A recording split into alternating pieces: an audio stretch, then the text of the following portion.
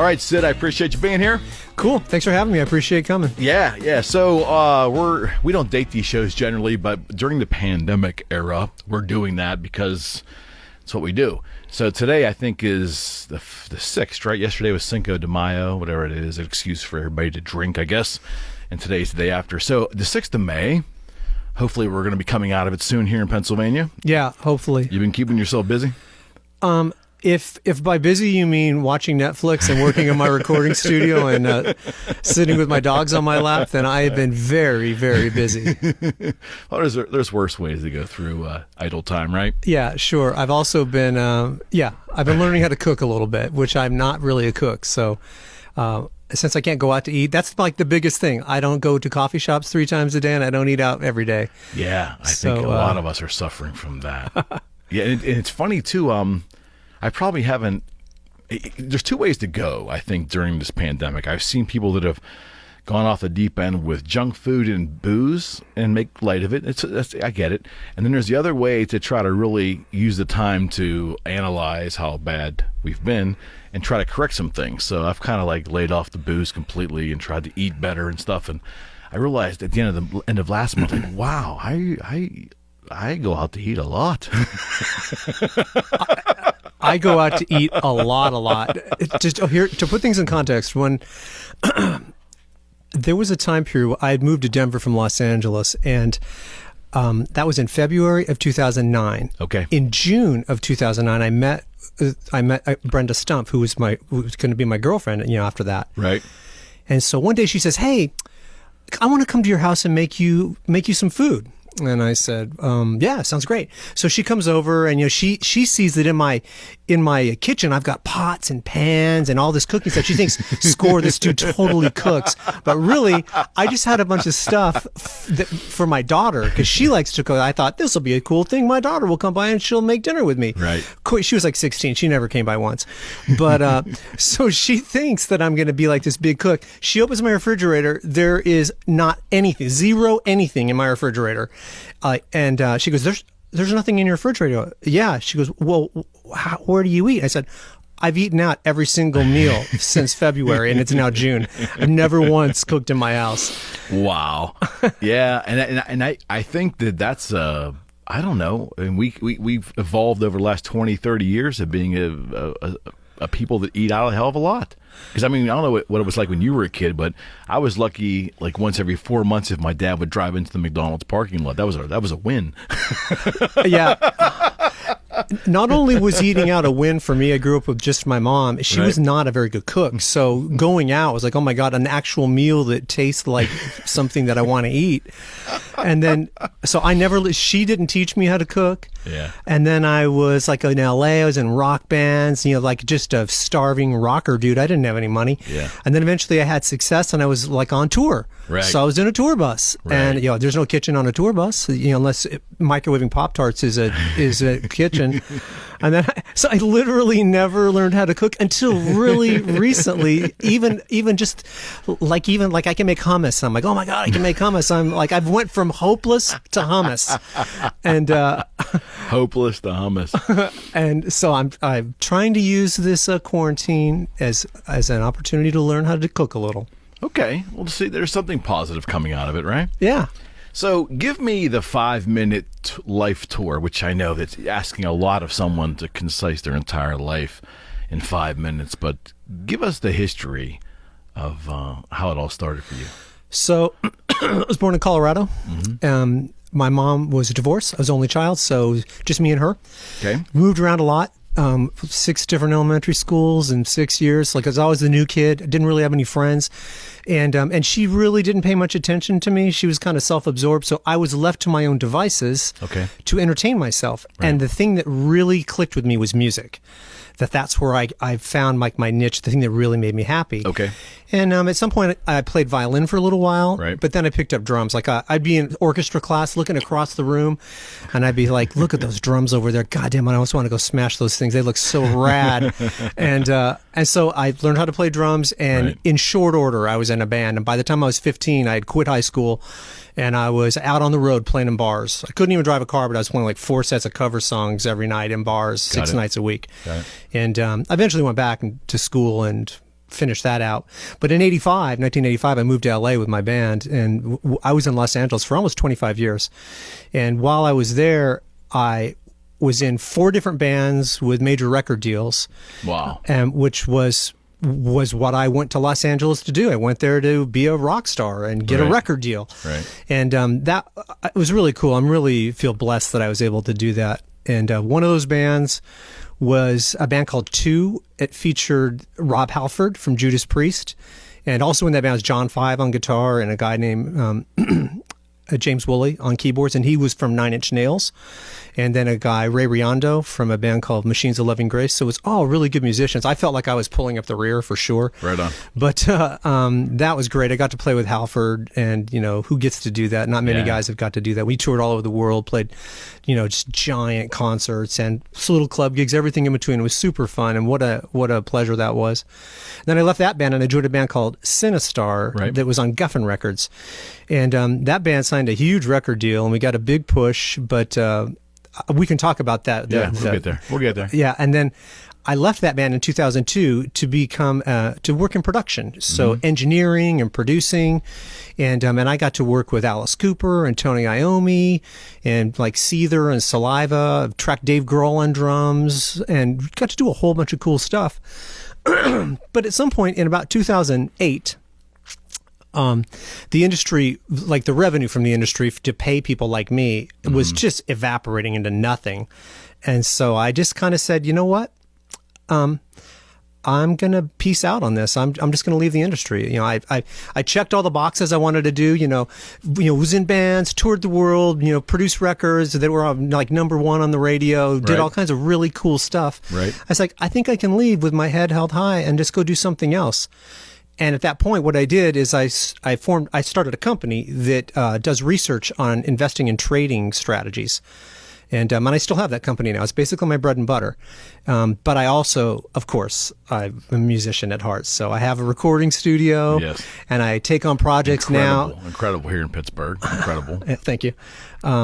So I do still make music, and I just pick and choose the bands I want to work with. I don't have to, I'm not beholden to having to pay my mortgage from my studio. Right. So I really get to, Right. I feel really, really blessed. I get to just take my time on a project with a band, which is something that's probably that most bands don't get the opportunity to do because they're on the clock. They don't have much money. They're going to have to we're going to do a record in 2 days. I'm like, you're making a demo in 2 days is what you're doing.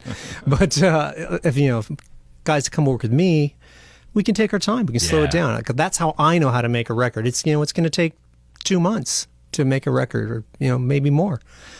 And so that's kind of where I'm at right now. And and I'm getting ready to selling his studio. Yes, I am. And that's another story. Yeah, the whole reason I'm even in Pittsburgh, like I said, I was in Los Angeles, and in 2008 I left Los Angeles because I was no longer in the music industry. Didn't need to be there anymore. Didn't need to pay for all the expensive LA everything and drive for 5 hours a day. And so I just said, well, I can basically go anywhere I want and do my research. I could live anywhere. I thought about moving to Shanghai, China. Really? Because I had been there relatively recently before that, and I thought, man, this is like Blade Runner. It's so cool. I think I want to go there and just live there for a while. But at that same time, my daughter, who was 16 at the time, had kind of emancipated, and she was saying, I'm moving to Denver.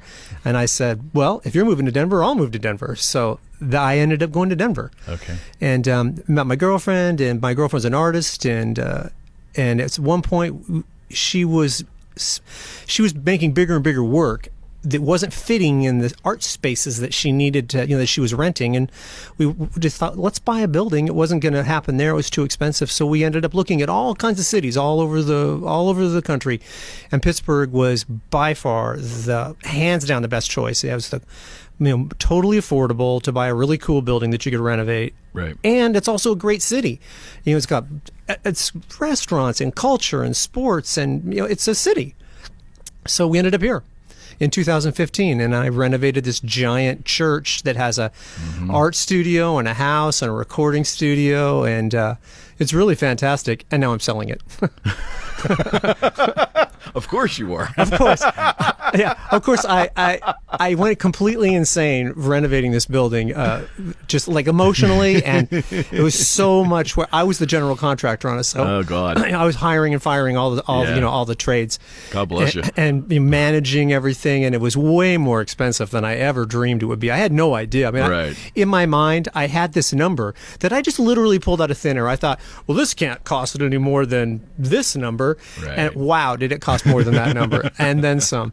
But yeah, so now we're totally done, and it's really rad. It's so cool. I know I'm going to sell the building. Yeah, and then you're on to something else, right? I am on to something else, yeah. And the something will not include winter. So you're a change of geography for you. Yeah, it will be.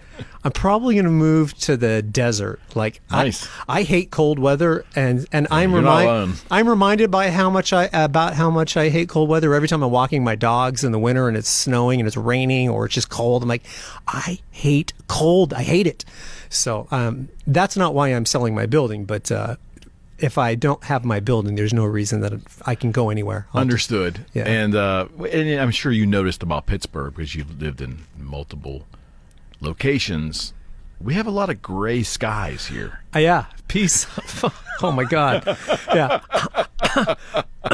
I thought to myself, well, I spend so much time. I'm in my office or I'm in my recording studio. I'm always inside anyway. Yeah. If it's gray, whatever, it's sunny. It's going to be sunny part of the year, and it is sunny part of the year. But it really wears on me because what I didn't take into account was I'm out of my house 4, 5, 6 times a day. Yeah. I'm going to get up first thing in the morning, we'll go grab a coffee. I'm going to come and do some work.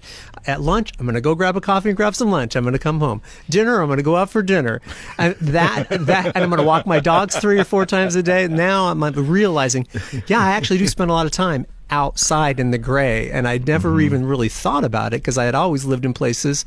Los Angeles is beautiful. Right. The weather's fantastic.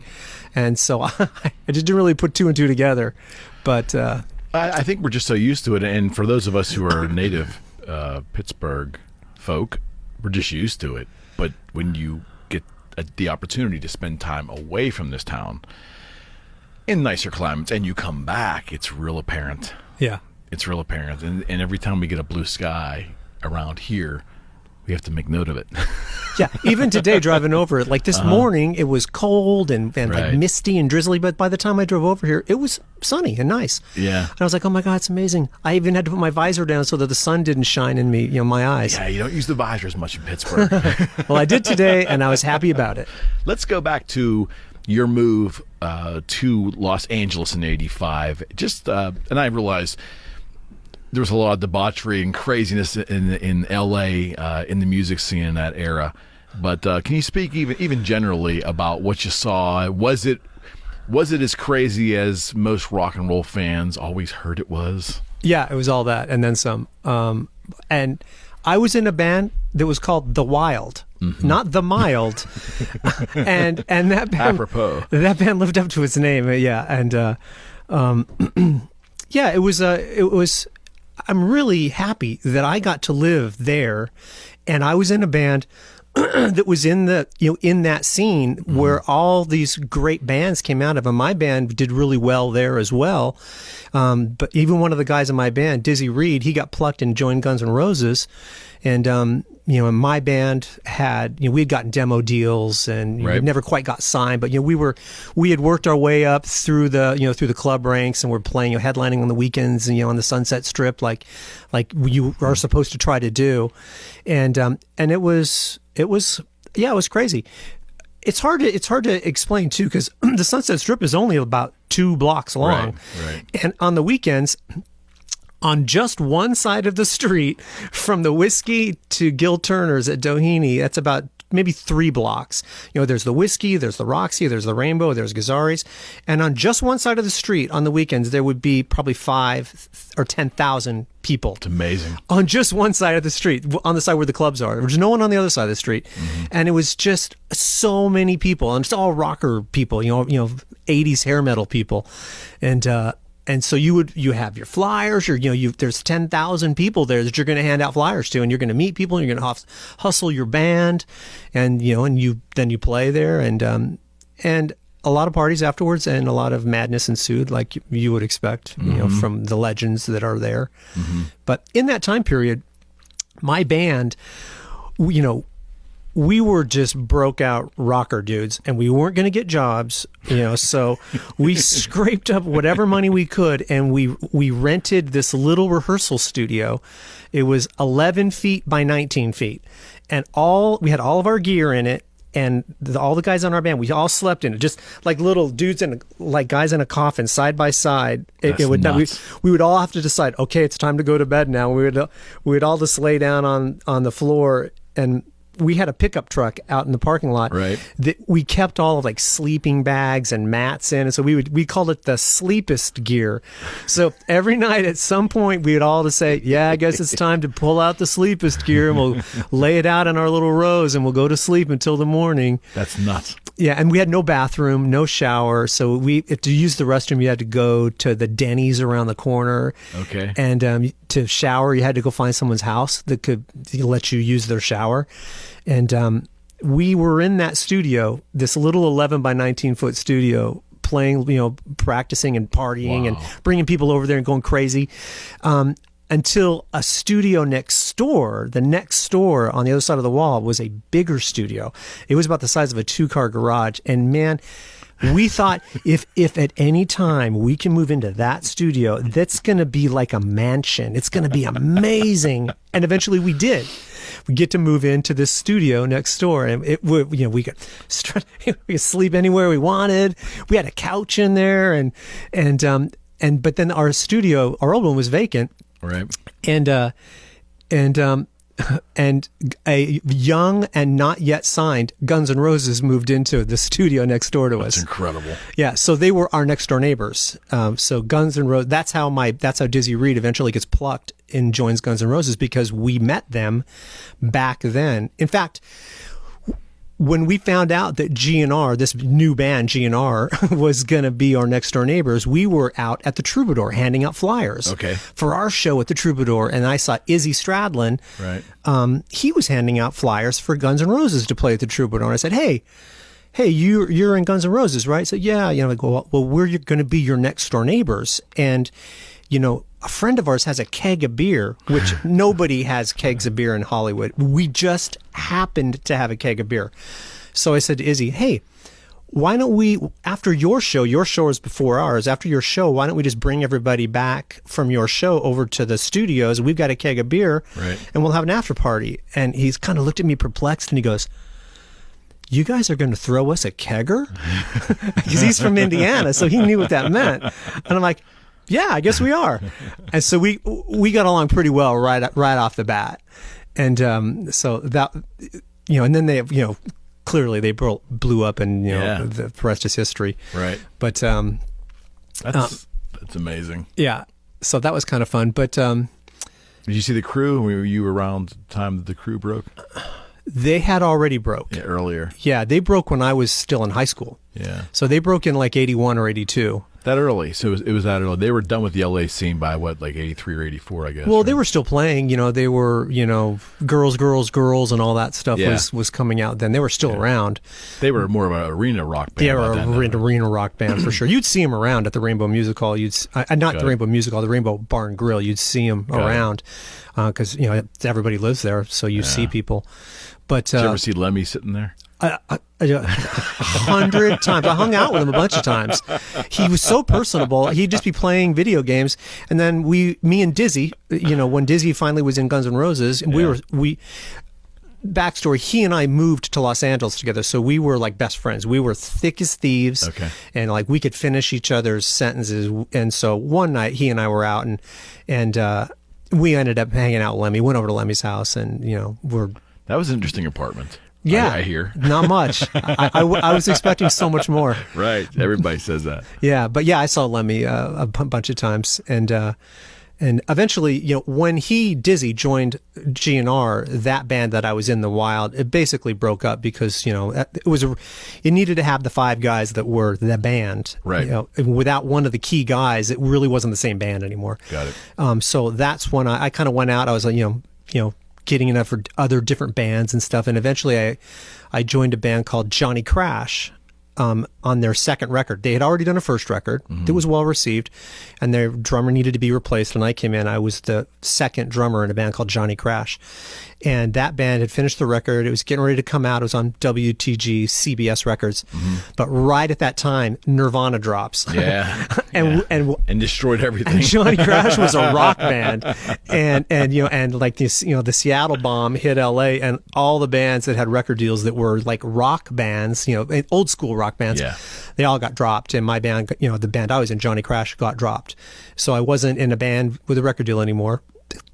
And then, I don't know how many years later it was, probably not that long, but at one point, the band Guns N' Roses, they had toured the Use Your Illusion tours, like football stadiums with Metallica opening up for them, all over the world. They've been touring for like 3 or 4 years, and they were done touring.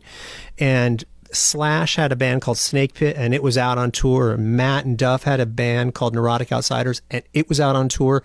And Gilby was no longer in the band, so there was nobody doing anything for Guns N' Roses. Right. And Axl reached out to Dizzy, and he said, "Hey, Dizzy, put Sid on salary, have him come down to the Complex," which is where they practice, a place called the Complex. It's this giant 5,000 square foot soundstage with like all the GNR gear there. And so he said, that didn't suck. No, it didn't suck at all. It was pretty fun. But he said, have him come down there. I want you guys to just write stuff for the benefit of Guns N' Roses. And I was never in Guns N' Roses. I have to say that. I have to caveat that. So some people will read into what I'm saying. Yeah. I was never in Guns N' Roses. Hear that clearly? Repeat after me. I was merely in a songwriting team that wrote music for the benefit of Guns N' Roses. So anybody who misquotes me, fuck off. Fair enough. But I did that for a year and a half. It was so much fun. We just would jam, and there was no... We weren't trying to write the next Appetite for Destruction. We were just... Axl just said, man, somebody please be creative for the benefit of Guns N' Roses, because everyone else was out doing other shit. Right. And so I did that for a year and a half. We would just, it was me and Dizzy and this guy Paul Hughey on guitar, and we would just jam. We'd just go down to this giant soundstage with all this gear and just start playing. When, Paul might start playing a guitar riff and I'd jump in, or I'd start playing a drum beat and they would jump in, or Dizzy would start playing, and we would just jam off the cuff for 45 minutes or an hour, and we had an engineer there recording the whole thing. Right. And once, we would kind of peter out, like any jam kind of peters out. And we kind of stop, and then we'd go over and listen to what we just did for the last 45 minutes or an hour. We'd just listen back, and we'd order some lunch, listen. Right. We'd be listening, yeah, cool, whatever, yeah. And they're like, oh, wow, that's really cool right there. And then we would make notes, like at 18 minutes and 32 seconds, rad riff on Thursday. We would just take notes, and we would just listen to it, and then we would piece these songs together, something from Thursday with this thing from Tuesday, and those two things together. Yeah. They would eventually make songs, and everything was born out of just jamming, right? Which was so much fun. It was amazing. It was so cool to just get to play with no agenda, with good musicians, and just like, because that usually doesn't happen. Usually, because studio time is very expensive. Totally. And you need to go in there with some kind of idea to quote unquote knock it out, right? Yeah, and usually a guitar player or the singer they sit at home, in their bedroom, they write a song, then they come to rehearsal. Hey, I've got a song. Check it out. Here's how it goes. Add your shit to it. Or you play this and you play that. Right. It's very rarely literally born out of just riffing out of thin air. It doesn't normally happen that way. Some bands do, and I think you can kind of hear it when it does. But so that was amazingly fun. I bet. Yeah, and because I knew that I'm not in Guns N' Roses, I need to find a band for myself, a legit band, because that situation that I was doing there, it was going to have a lifespan. It was going to end. And right at that same time period, a friend of mine, a fellow named Jimmy Church, he was hanging out a lot with Rob Halford from Judas Priest. Right. And he's talking to Rob Halford one day, and he says, hey, what are you doing, Rob? And Rob says, forming a new band. I got this new guitar player. His name's John Lowry, John 5 today. And, the next guy I'm going to look for is a drummer. And so my buddy Jimmy, unbeknownst to me, completely unbeknownst to me, says, I know a guy, he's on a songwriting team with Guns N' Roses. He's an amazing drummer. You should call him. And so I'm just sitting at my house, flipping through channels, phone rings, and it's my buddy Jimmy.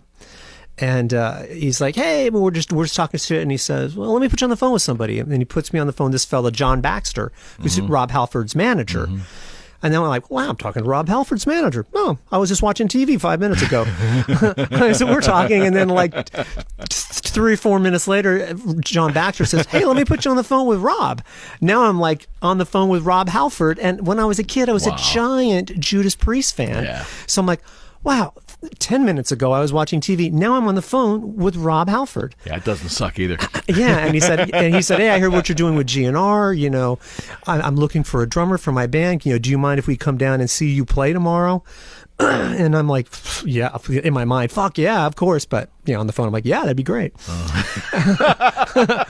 So holding it together, right? Well, there's a story to that, and I'll get to it. Okay. So they came down the next day, they watched me play, and then we went out to dinner, and we were just, do you vibe? Was I vibing with Rob, and was Rob vibing with me? They gave me a tape, said, do you like these songs? We listened to them in the car. I said, yeah, this is really cool. And it was kind of sounded like the first Filter record, kind of heavy, a little bit industrial. And I'm like, yeah, that's cool. It's right up my wheelhouse. And so I said, oh, cool. Let's play in a week. Go learn these songs. Let's jam next week. So, because in my mind, I'm a professional musician. I'm playing with the guys and Guns N' Roses people, and I've been in bands with record deals. Right. Like, to me, that just didn't seem weird at all. Like, okay, yeah, I'm going to go play with Rob Halford in a week. And I was just on the phone. Like last night I was watching television. Today I'm sitting with Rob Halford. Tomorrow I'm going to be, next week I'm going to be playing with him. Right on. So I just deep dive and learned those songs inside and out, backwards, forwards, upside down. We could have played a gig at the, You were ready. Yeah, the audition could have been a gig. Like I had that shit dialed tight. And so that day comes and it's still in my mind. I'm like, yeah, this is the thing that happens to a guy who's a professional musician. You just, you go, you do this audition, you learn the songs, and I was really cool-headed about it. And so we're in this, super professional rehearsal facility, and we're set up like a band on like live, like so, like a back line. Right. And there's big speakers, like monitors, big speakers, and there's like a stage, and then there's a place where people can watch you, from inside the studio, inside the rehearsal studio. Sure. So we launch into the first song, and it's sounding killer, and I'm like, yeah, it's sounding exactly like it's supposed to. And I can hear it. It's just blazing out of these giant monitors behind me. And standing right in front of me is Rob Halford. And he's got his back to me, just like he would be live. Right. And I remember this so clearly. We're jamming and it's sounding killer, and I can see he's kind of like he's bobbing his head. It's like, yeah, he's vibing with it. And then he gets ready to sing, and I just remember I saw his back heave up, like he was going to take a big breath, and his back heaved, and then like all of a sudden, bam! There's this Rob Halford vocal coming into my monitor, and it just hit me. Holy fuck! I'm jamming with Rob Halford, and it wasn't until that moment. It wasn't until that moment, till like bam, his vocal was in my monitor. I'm like, whoa, this is fucking awesome. And then I quickly maintain your composure, do the thing you're supposed to do as a professional musician, but that was really a fun moment. Yeah, yeah. Like I bet it just hit me like a ton of bricks for just like a split second. Like whoa. Do me a favor, roll it back a couple years before that. Yeah. Talk a little bit about your remembering of when Nirvana hit. Not Nirvana the band. You can certainly talk about them if you'd like, but what kind of sledgehammer they brought down on the quote-unquote hair band / heavy metal movement of that time. Well, I have a couple thoughts on that. Okay. First, I didn't really think much about them, positive or negative. I just thought, oh, wow, this band is blowing up. They're kind of weird. Like, I didn't quite know what to make of them because I came from that old school of like rock bands. And so I didn't quite know what to make of them. And then there was these other bands coming along like Pearl Jam, and then bands like Soundgarden and, and Alice in Chains. They were all just like there all of a sudden. And so I didn't quite know what to make of it, but I felt the impact because my band got dropped. But I also... You weren't the only ones. No. But in hindsight, I think that was the right thing to happen. I think I think that music at that time, like the hair metal bands that kind of turned into just the rock bands, no one was really doing anything all that exciting. There was just a lot of bands doing a good version of the thing that came before them. Right. And nothing against those bands. They were all really good. But, if I'm a 12, 15-year-old kid in Iowa, I'm probably getting pretty bored of that, and then Nirvana comes along and just blows it open. So help me understand that grunge thing, because I've really always been kind of confused. When I listen to Alice in Chains and I listen to Soundgarden, those two bands. Awesome bands. Yeah. Soundgarden and especially. Pearl Jam to a degree. Not the biggest fan of that band, but those three. I hear rock and roll bands. I hear rock and roll music, hard rock being played. I don't hear that in Nirvana because there really aren't a lot of solos. The standard way a song is constructed was kind of usurped, by them. But we're not going to do that. So that was a little different. Plus, they never tuned their fucking guitars very often either. So there was a lot of bashing going on there, which even the Sex Pistols were in tune, right? At least on record they were. Yeah. Right? So, not so much live, I bet. No, not live, no. But the point is, I just don't know, what was it about? What was grunge? What in your mind, that label of grunge, what is it?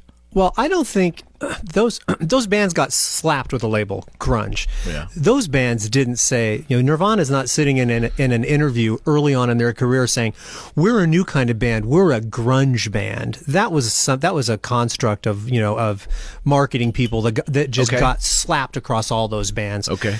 And so, I mean, I don't hold anything against those bands, and I think the word is kind of silly, especially basically I think it's just based on how they look. They weren't like hair metal guys. They wear shorts and combat boots and flannels. Thing, I think especially when you're buying grunge clothes at Sears in whatever year that was, it's definitely just a marketing thing and a fashion thing. To me, I guess I didn't, as a music fan, like it because it was a wholesale change in the way it was being marketed and played on the radio. I get all that, but it wasn't really original in terms of image because it had happened 10, 12, 13, 14 years prior in the mid-70s with the quote-unquote real punk movement.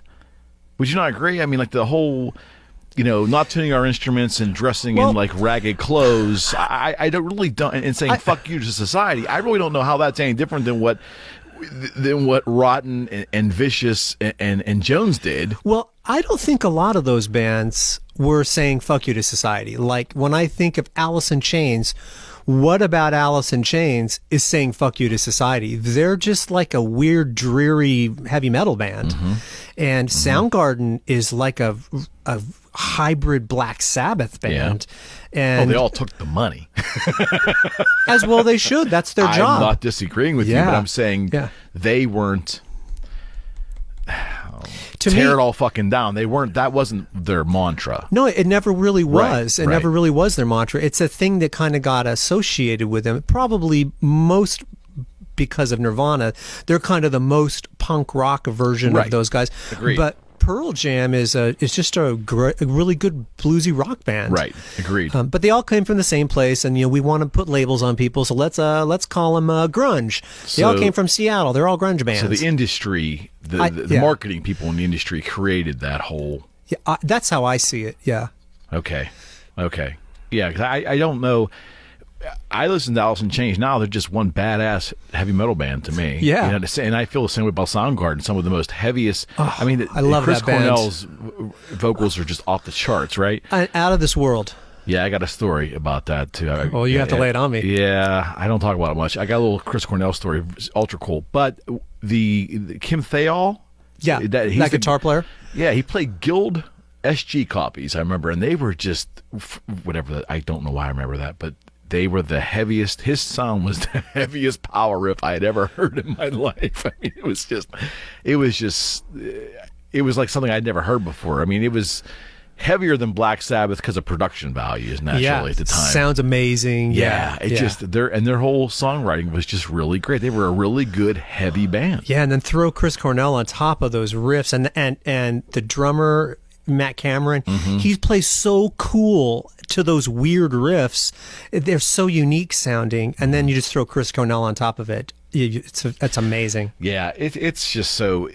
To me though, I just didn't get the whole quote unquote term grunge. I didn't understand it. If grunge was what Nirvana may have done, but the other bands labeled, even Stone Temple Pilots, although they came from L.A. Yeah, they get lumped in there, but they shouldn't did, be. But what an amazing at their beginning, what an amazing rock and roll band, and different from song to song. Yeah. I mean, and with Weiland being a chameleon, right? Yeah, when I was in Sinistar and we were doing our record, part of that record we did down in Atlanta with Brendan O'Brien, who did like Soundgarden and all those bands. Yep. But we went and saw Stone Temple Pilots while we were doing that record down there, and I just remember thinking, like, oh yeah, we'll go see Stone Temple Pilots. Okay, cool, whatever. And then it's like every single song, I'm like, oh yeah, I know that song. It's a huge hit. And the next song, oh yeah, I know that song. It's a huge hit. There was no songs that I didn't know, and I had never owned I'd never owned a Stone Temple Pilots record. I just didn't own any records. I didn't have any money before then, so. I just remember thinking, I know that song, and I know that song. Oh, yeah, that's a cool song, too. Fuck, I know every one of these songs. I remember the 96, 97-ish when DirecTV would have, like, a monthly concert or something, and I was never paying that much attention to Stone Temple until they had Stone Temple Pilots live from Vegas. And I watched that thing from start to finish, this little club they were in, and every song was like, wow, I didn't know they sang that song. That every song was just a fucking hit. And Weiland coming out there and just nailing those vocals. Yeah, and he's all weird and he's like he was like a combination of like like Jagger and Morrison almost. Yeah, Morrison, it's a good mashup, yeah. But he came out with these black rubber latex gloves, these arm gloves and these goggles and a megaphone, you know. Just, love it. I never seen anything like that, and I'm like, holy shit, how the hell did I miss this band? Yeah. But from that moment on, they've been up there for me. They're a go-to for me. That second album's incredible. It's funny you say that, because when at the time, talking about grunge, at the time when all those bands came out, once again, my band just lost a record deal. I didn't have any money to go buy CDs. So I wasn't buying those CDs, and they were on MTV, and you would just see them on MTV. Right. And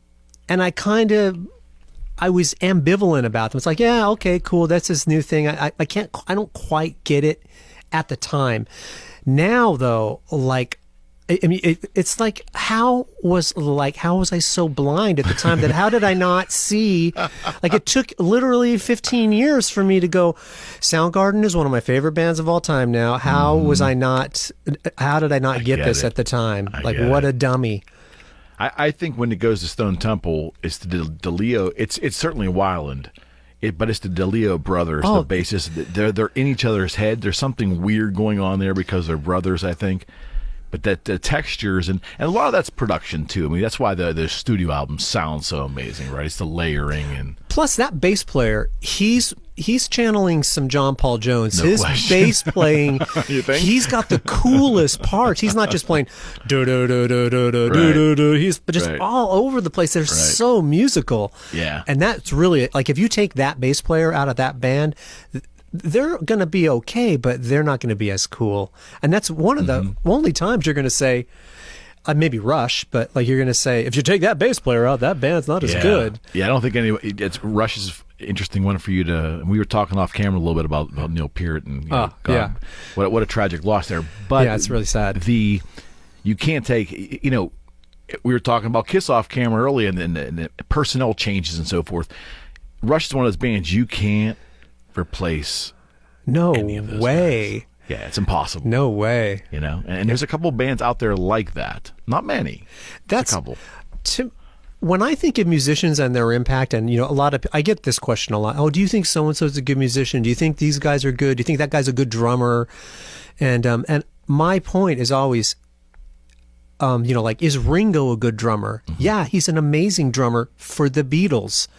And you wouldn't put Ringo in Rush, and you wouldn't put Neil Peart in the Beatles. You'd be bored. Yeah, but it just wouldn't sound right. Like that swingy, little soupy thing that Ringo does. So his thing is so integral to the band. Then yes, he's an amazing drummer. Charlie Watts is amazing drummer in the Rolling Stones. If you take him out, it doesn't sound like the Rolling Stones really. Yeah. And so I've always thought that about musicians. What impact are they having on the music? And if you take them away, does it fall apart? Then they're really fucking good. Okay, so let's ask you a couple of abstract questions then. Lay it on me. Should Zeppelin have continued with a new drummer? No. Are you saying that romantically to the whole legacy, or because even Jason Bonham, even his son, not his dad. Not his dad. He's good for sure. I'm not going to take anything away from him. He's absolutely good, but he's not Bonham. Yeah. Okay. And you're a drummer. I respect your opinion wholeheartedly. And nobody is. Cozy Powell could have stepped in there and done it. I don't think so, and I love Cozy Powell. I've got an amazing Cozy Powell story. Don't let me forget an amazing Cozy Powell story. I think he was a big enough hitter, a big thumper. And he's a hitter, but he doesn't have that pocket. There's a pocket that Bonham has. Like, how many drummers in the world have tried to learn "Fool in the Rain"? They can play it, but it doesn't sound like Bonham. Yeah. It's the pocket. Like I just think there was something missed. And Robert Plant ended up having a very admirable solo career. He did in the 80s, early 90s. And Jimmy did his thing in and out of different things, the firm. I get all that, but I think there was more music in those three. Especially, I feel like John Paul Jones could have held that together while they came out of the grieving process, and with another good drummer, drummer, they could have made some great music. Okay, I'll give you that. There was definitely more music in them, for sure. Okay. I think that's a good point. Listen to Plant's first solo album. Those tracks, Burning Down, that's Zeppelin. Can't you hear that? Because Robbie Blunt, the guitar player, is playing like Jimmy Page. It's Zeppelin. Yeah, so maybe you're right, and maybe I am being romantic, as you said, but because what I'm thinking in my head is that no one is going to sound like Bonham except for Bonham, but maybe you put somebody else in there, and they're going to be a really good drummer. But yeah, it'd be a little different. It'd be different. Yeah, because nothing would sound like that. There's just right. Yeah, you can't emulate Bonham. Now, I got two stories that I can't forget. You okay. Don't let me forget the Cozy Powell story. It's fucking fantastic. But is it connected with Iommi? No, but okay. it's a fantastic story. Okay. It's connected with Richie Blackmore. Oh, right on. So when I left being a performer and I started being an engineer and a producer, I was doing a record with a band that you've heard of. I will leave them nameless. Fair enough. And we're sitting at the bar, and like at a bar, just drinking, and I wasn't drinking. He was. But famous last words. Well, there was a time, but it's been a very long time. Understood. But he's not a very good drummer. He's in a band with a record deal. He's not a very good drummer. There's probably a lot of those. And he just launches into. It isn't Bobby Rondinelli, is it? No. It's not him, and I'm not going to mention who it is. Fair enough. But this guy says to me, he's having a couple drinks, and he goes, "I don't know why everybody thinks that guy in Zeppelin is so good. I can play all those drum parts." And I'm just I'm making a record with the guy. I can't can't hit him over the head with a 50-pound hammer. Like, you're an idiot. I couldn't do that. So I was like, oh, okay, right. Wow, yeah, that's an opinion. Right. But okay, my Cozy Powell story. Yeah. So for anybody who doesn't know who Cozy Powell is, he was drummer, one of the first kind of like Bonham and Cozy Powell, like hard hitting, solid drummers. They didn't care about playing tons of drum fills. They just held it together, real tough. He was one of my favorite drummers also. But how do I know this story? Because I was working with Andy Johns on a record, okay, and he told me the story. Okay. So this comes from Andy Johns. I'm repeating the Andy Johns story. So Richie Blackmore's Rainbow, Cozy Powell's the drummer of it. They're getting ready to do pre-production for a record. They're in England, and they're staying, of course, it's Richie Blackmore, in a castle. Yeah. And they're going to be practicing, and writing in this castle. It's the first day where everybody gets together, and they've got a new guy who's going to play with him. It's a keyboard player from America. So it's all these British guys and this American keyboard player. And apparently Cozy Powell has a wicked sense of humor. Like you'll hear a wicked. So he says, let's kind of like prank this keyboard guy. So he gets everybody involved in it, and they're in this castle, and he formulates this really elaborate prank to like kind of half haze, half prank this new guy, really kind of to test him to see if he can handle it. Right. Which I can totally understand like in a rock band. Almost. Like is he going to crack, or is he going to find this funny? So he's got this big thing going. They're in a castle at midnight. They've all got their watches synchronized. At midnight, one guy's going to pull the power, like the power of the whole building. It's going to go dark. Another guy is going to be standing outside the door. He's going to yell, "Ah!" like a ghost. Whoa! And then another guy's going to have a paint can on a rope from the window above, and he's going to swing the rope and break the window from the outside in. Oh, great. And then Cozy Powell has taken one of these heating elements that, like, I don't know what you're using for, but it's like, it goes up and down, and you put it on something that makes it hot. Right. He's put it on the doorknob, so when the guy goes to grab the door, it's going to burn his hand. Wow. So the tick tock, 11:59 and 59 seconds, midnight, the lights go down, the guy screams, "Ah!" The window breaks open, the guy runs to the door, "Ah!" He totally burns his hand. And that was Cozy Powell thought that was just a funny prank. Yeah, those British musicians, they're pranking band members or hazing them is legendary, and they don't have the same boundaries of decency that we do. I've read enough books to know. Andy Johns told me a lot of funny prank stories. Yeah, and always with those British bands. Yeah, they were all, even like some Rod Stewart stories that were amazing. And I have read Iommi's book, and Tony's always been a favorite of mine, and he, in there, makes no bones about it that he made a habit of just setting Bill Ward on fire whenever he possibly could. Just because. I mean, at one time they sent him to the hospital, burned his whole. I think they poured acetate, because back, I guess, in the 70s or the early 80s, there was acetate by the recording tapes, or there was acetate fluid or something. Maybe they would use it to clean the tapes or something. The tape heads, maybe. Then he sprayed Bill down with this stuff and just set him ablaze, and didn't think nothing was going to really happen, and it just burned the hell out. Oh, what a bummer! Because Bill Ward just took the brunt of all that stuff, man. Yeah, that sucks. You said you worked with Iommi? I did. Can you got a story there?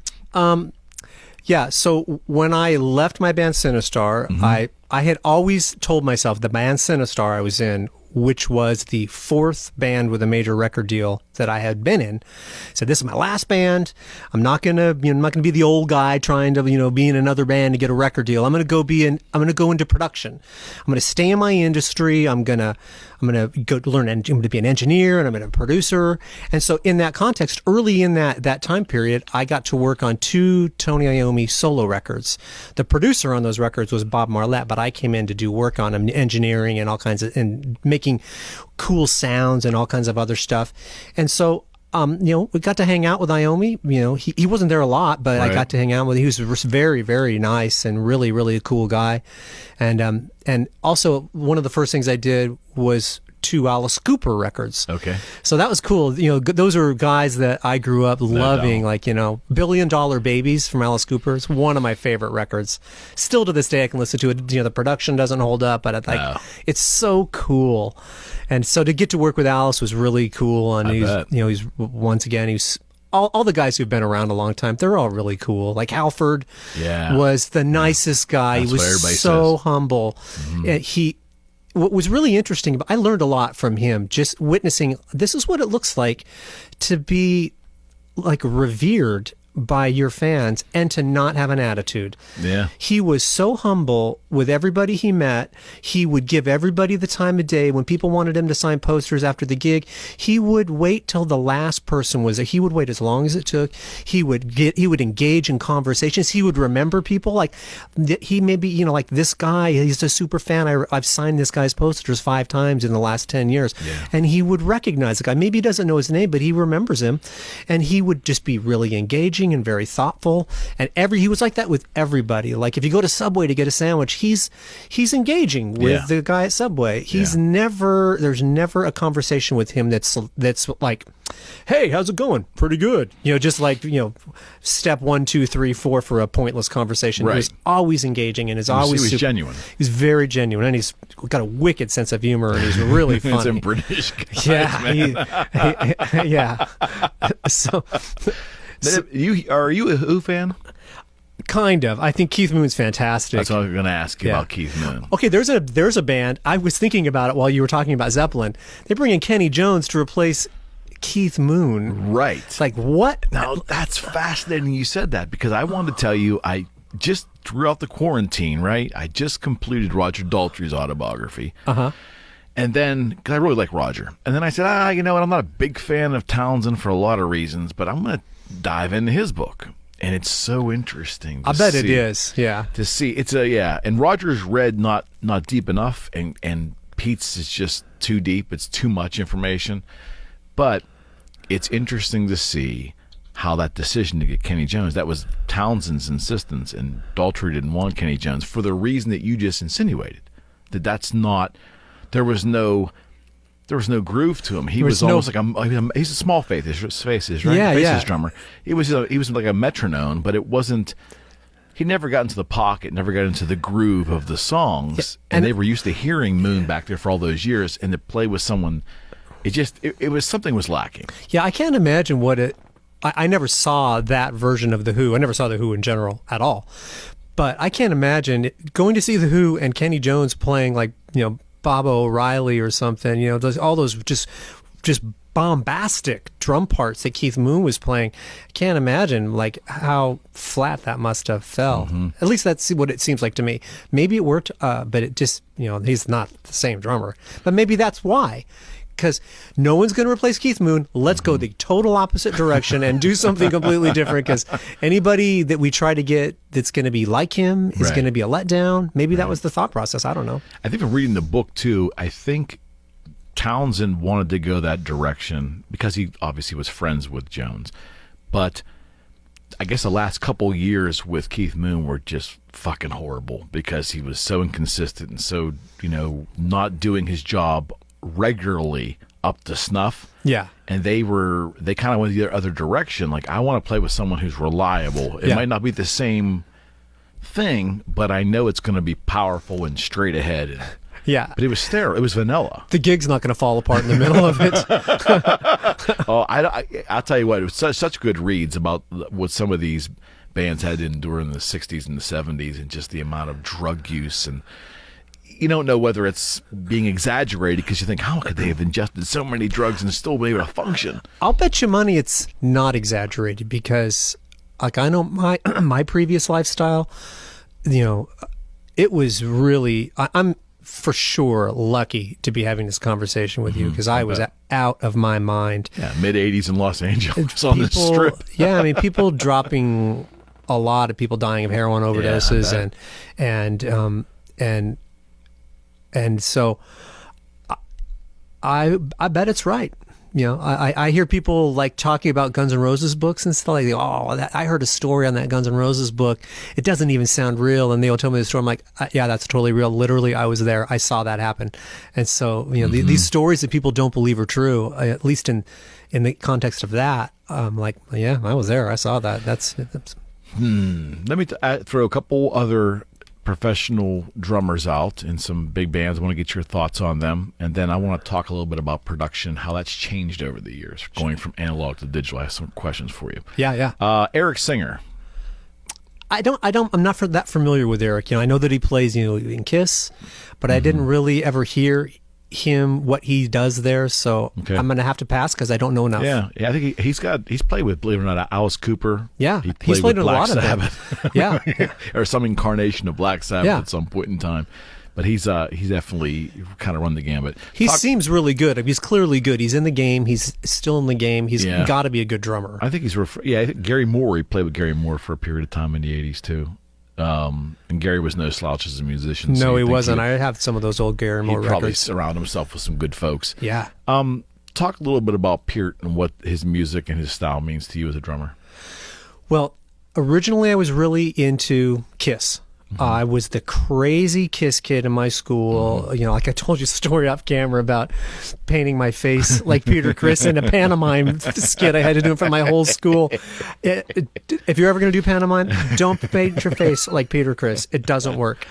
But There you go. I was that weird kid. I was so into it. That was first. Okay. And then I got into Zeppelin. Right. And so then like Bonham and just those big beats and those pockets and those kind of cool ways he plays beats. And then I kind of fell into Rush 2112. Yeah. And then that was my first introduction to like being a progressive and not just holding down the pocket. Did you like it? I thought it was fantastic. I had my little 5-piece drum set, and I play all those drum fills on my little 5-piece drum set, and and I loved it. And then what I really liked about it is I got a little older, and I kind of aged.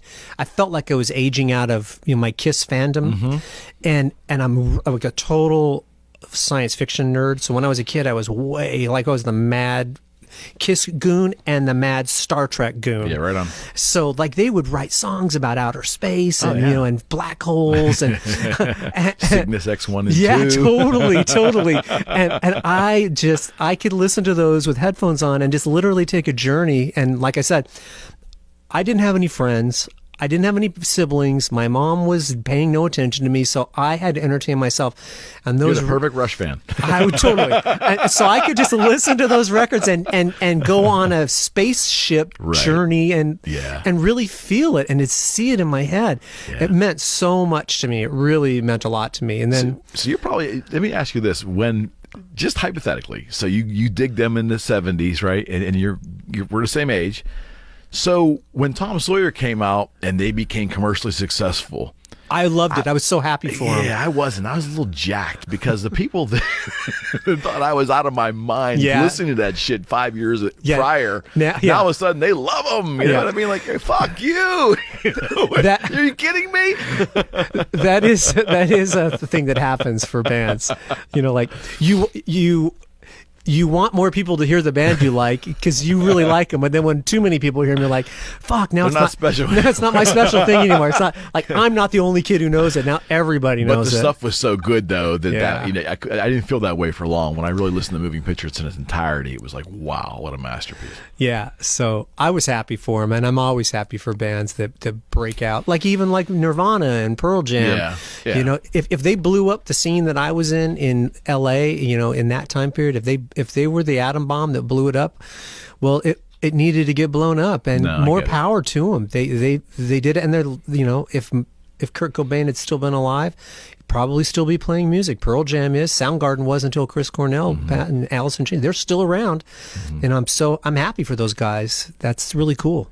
What about Bill Ward? Your thoughts on Bill Ward? Black Sabbath drummer. Oh, I totally. I'm trying for to figure audience. For audience. That's why I'm trying to figure out how to explain what I think about Bill Ward. He almost sounds like he doesn't know how to play. But I love it because it sounds like a guy like on those first Sabbath records. Yeah. Clearly later he can play. He's not bad. But those early records, it sounds like a guy he doesn't know how to formulate a very good drum fill, and he's just playing the craziest stuff. But it's so cool. He's just going for it. And I think it's Fairies Wear Boots. There's like a little drum solo in it. And he's like hitting the rim. You can hear the click, click, click. He's almost train wrecking it. But I'm like, that's so great that he's just going for it. He's not playing it safe. He is just letting it rip. And so I think he's awesome. Sometimes I think he's playing behind the beat on that early stuff. And then sometimes I think he's pushing. It's almost like he's rushing through some stuff too. And in that Iommi book, he just said, we just kind of left stuff in there because, and Bill could never play the same thing twice, he said. Ward could never play because, and even in the 97 through that tour they were all together, the quote-unquote reunion tour, 97, 98, 99, 2000, that run, they were like, never knew what Ward was going to play that night. It was always something different. Couldn't play the same thing twice, man. That just made me think of another Iommi story. Okay. And it was prior to getting a chance to work on records for him. When I was in Rob Halford's band, the second show we ever did was in Irving Plaza in Manhattan in New York. Right. And Iommi was going to come up and play with us on our encore. So we learned 3 Sabbath songs, Paranoid and a couple other ones. And so we learned all these Sabbath songs, and I was like, oh, this is going to be amazing. I'm going to be jamming with Halford and Tony Iommi, in a gig for real. And then in the 11th hour, his grandmother got sick, and so he didn't come. But I just remember nobody knew anything about that band yet, so they didn't know who the members were, what to expect. And we had already done one gig in Los Angeles at the Roxy, just kind of like, let's give it a shot. And it went really well. And so we go to the Irving Plaza gig, and I see like all these like kind of like old school like dudes from Jersey, metal dudes with like Black Sabbath t-shirts on. I'm like, oh, those guys are going to be so let down. No Iommi tonight. Hardcore. Fuck, they're going to be so bummed. And so we launched into our set, and the same set that had worked so good in L.A. and and it's Halford, so the lights go down and the crowd's like, yeah. They love him, and we get done with the first song and the crowd's like, yeah, and then we get done with the second song and the crowd's like, and it's not what they're not expecting what's coming at him. It's not Judas Priest, it's not his other band Fight, it's different, it's experimental. So first song, yeah. Second song, yeah. Third song, yeah. Fourth song, booze. What the fuck is this? The fourth song, they're booing. And by the fifth song, they literally, after every song, the crowd is just yelling, bullshit. I had dealt with gigs like that when I was very young. I was in a band that, when I was in high school, I was on TV. I had videos on TV, and we get to open up for all the national bands. And so a couple times in when I was in high school, getting, just roughed up by the crowd. So I knew to just power through it. Yeah. But the crowd was so not having it in New York. Wow, I bet. And Halford just turned around and looked at me with this kind of glazed look, like he had never experienced a rough gig like that. Where he's Rob Halford. Yeah. There's his fans. They're booing at him. They're yelling bullshit. Is it because the music was so just different? It was totally different, and they would, they just didn't. Had they known that that's what they were going to come and see, they would, people would have known that's what they're going to come and see. It's hard for any established artist to make a musical change, especially someone who's so iconic as Rob Halford and his legacy there, and now back in Priest, and he's more beloved, and his legacy is even bigger now than it ever was.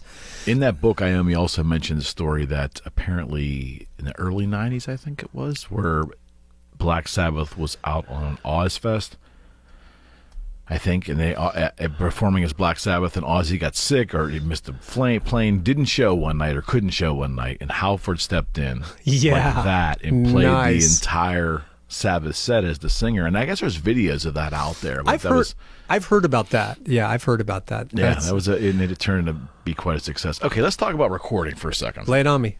All right, so we'll get a little nitnoity here, so I hope we don't lose anybody. But we'll try to make it fun. Yeah, we'll try to make it fun. And with you, I'm sure we will.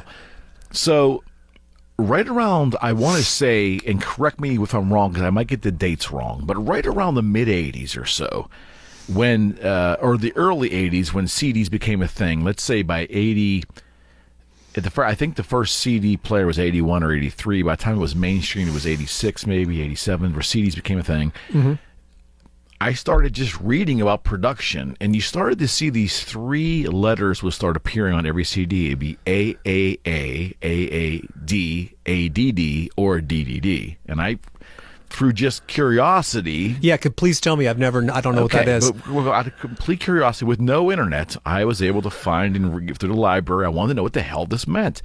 And what it had to do was analog recorded, analog mixed, analog mastered. That would be an AAA. And that makes sense. Okay. Because digital was starting to be a thing, right? Yeah. Why did the early CDs sound so shitty? Like the first generation CDs were just, do you remember those? Yeah, they sounded shitty. And was it oversampling or lack of oversampling rates? Or I don't know why. It was a new technology. They hadn't got it right yet. And, okay. Well, they seem to be like toward the late 80s. More of these started saying ADD, and then some of them, like by 90, were going DD. So it was digital in, digital engineering, digital output.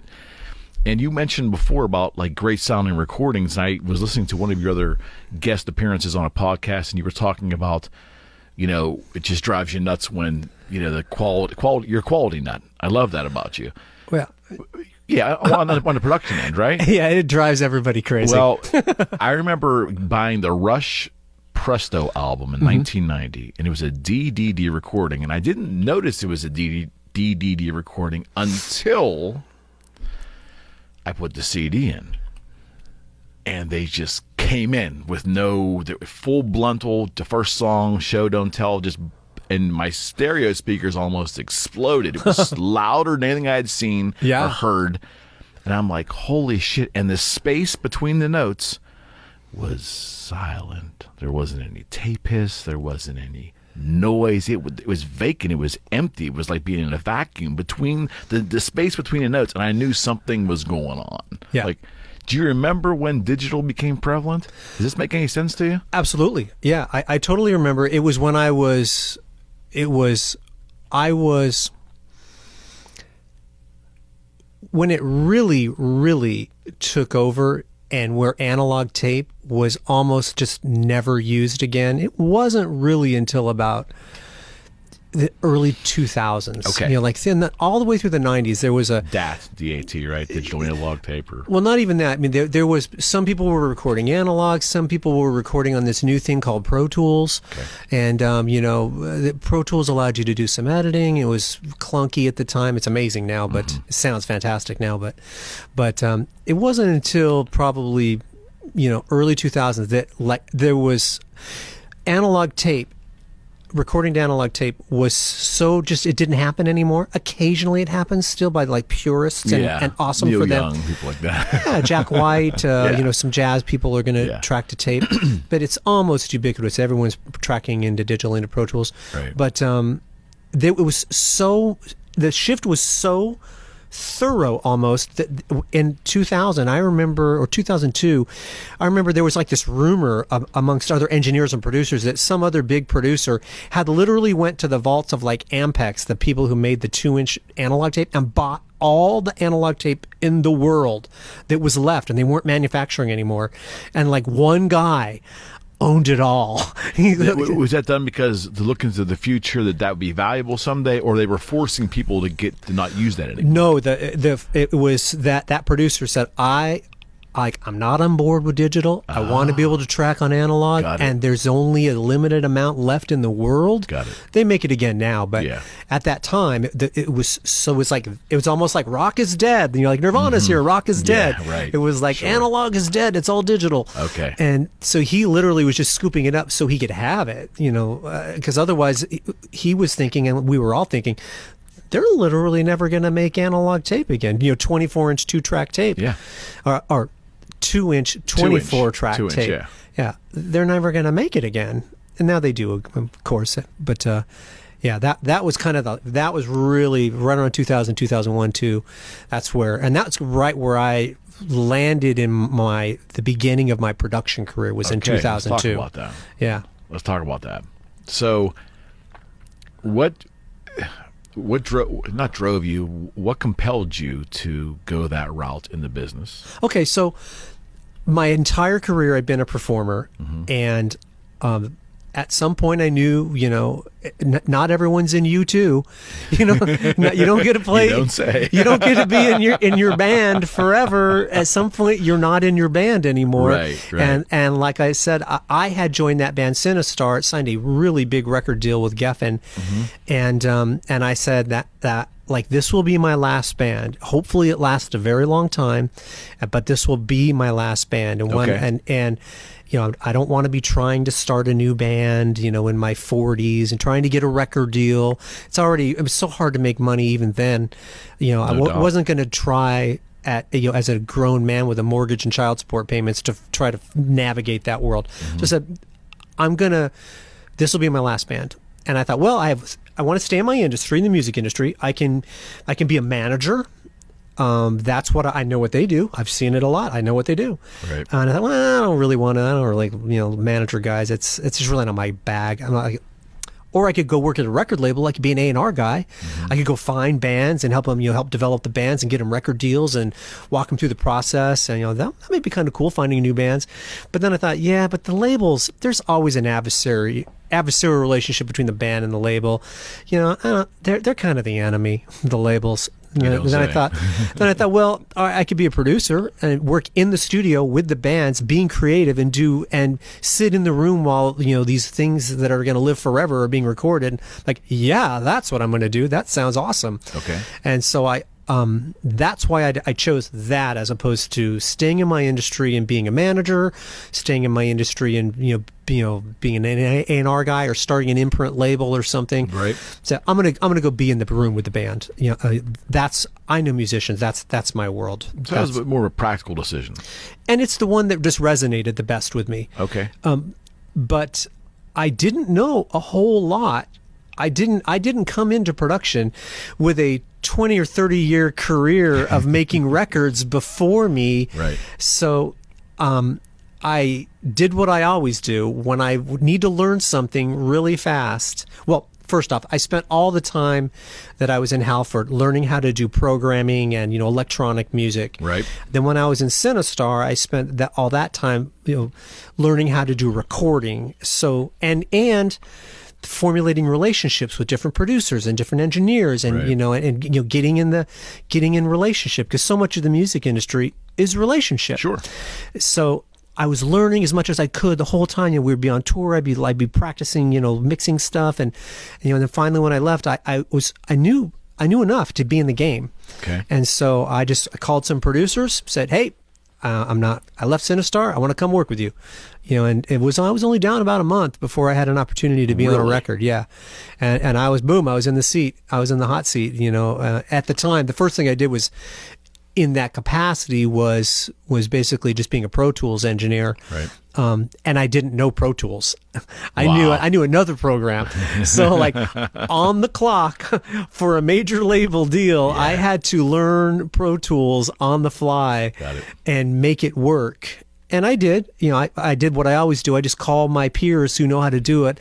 What are the 5 things I need to know? Yeah. I need to know them today because I have to do them tomorrow.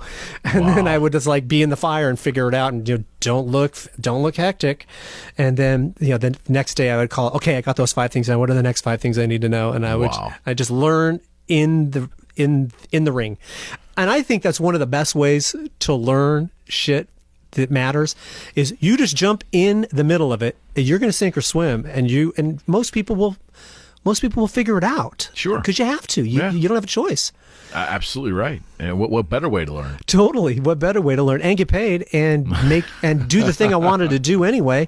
And so I just spent all the time at the beginning when I was shifted over to being an engineer, right. Just learning as much as I could, asking as many questions as I could, and that's how I got my chops. And I got my chops, in the seat in our big record where it mattered. Okay. For the folks watching this, clarify a couple terms. Sure. What's the difference between a producer, a mixer, and an editor when it comes to a recording? Well, those you left terms. You left engineer out of that. I'm sorry. Okay. Not editor, engineer. Forget editor. Editors, that's literature. But it's actually, there's a Pro Tools editor in music now. All right. But think of producer in music like director in a film. Okay. He's the person who's going to oversee the whole thing. He's going to work with the talent to get the best performances out of them. He's going to work with them on their songwriting. Okay. Just like a director might work on the storyline. He's going to try to get better performances out of the actors. Producer is the person who's overseeing the entire thing. Mm-hmm. He may be the engineer as well, but he might not be. But he's the one in charge of delivering the record when it's done, and it's going to be to a caliber that producer makes records at. Okay. And he's going to be very involved in songwriting, if necessary, in coaxing performances and helping with lyrics in any capacity that needs to make that record better. And then there's an engineer. The engineer is the guy who sets up all the mics and chooses all, the mic pre's to use and turns the EQs and the compressors and makes the sound that you hear.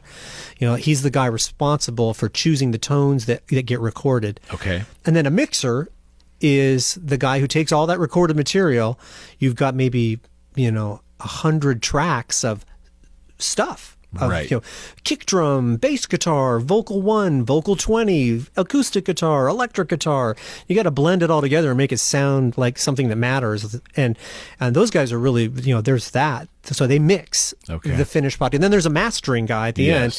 You've mixed that's it. Analog to digital, right? The mastering of it? Well, it depends. Sometimes they master digitally. Sometimes they master, analog. It just depends. And so that's kind of what it is. The producer oversees it. The engineer is like the director of photography. Okay. So like the guy who's choosing the shots and he knows the right camera to use put this lens on it, and if we put that light there, it's going to make it look a certain way. That's what the engineer does in music. Okay.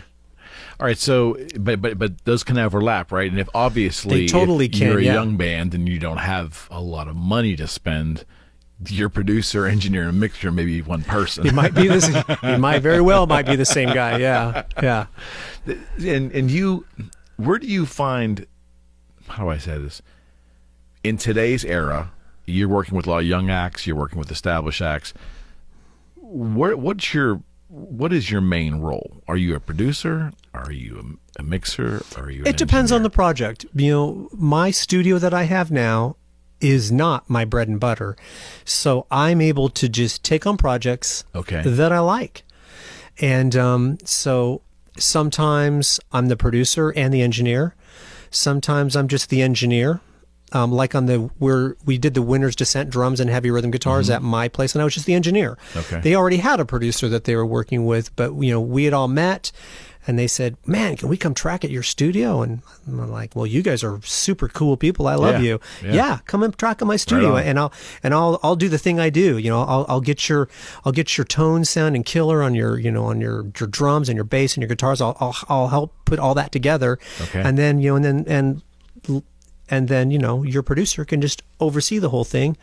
And but other times I am the producer and the mixer and the engineer. So you can do them all. I can do them all. What do you prefer? My favorite thing of all is engineering and producing and tracking drums, of course. Okay. Because it's the thing I know so inside and out. Like on the Winner's Descent, for instance, they brought in a fellow named Nick to play drums, and he's a very competent drummer. So like I would hear him playing a part, and I would like get all excited, like a little kid, like, "Hey, ooh, that's so cool! Try that thing you just did, but try to add a little thing here, then go over there and do that thing." And then he would like play it, and I'm like, "Yeah, awesome!" Then I'd go back in, and I'd come running back. Oh, wait, I got another idea, and I'm like a kid, like a crazy kid, so super duper excited, way like. But that's your thing, though. Yeah, that's in you, and I can hear it. So I can hear like the whole thing so well. Right. I love that. It's so much fun. Would you say technology today in 2020 is so good that the argument digital versus analog for purity anymore is no longer even relevant? It maybe hasn't been relevant for a long time. Yes and no. Okay. Mainly yes. I think it's irrelevant. But I know what some people will do is they will track drums to 2-inch tape so they can get the tape compression, and then they will dump that 2-inch tape into Pro Tools, and they'll do the rest of the record in Pro Tools.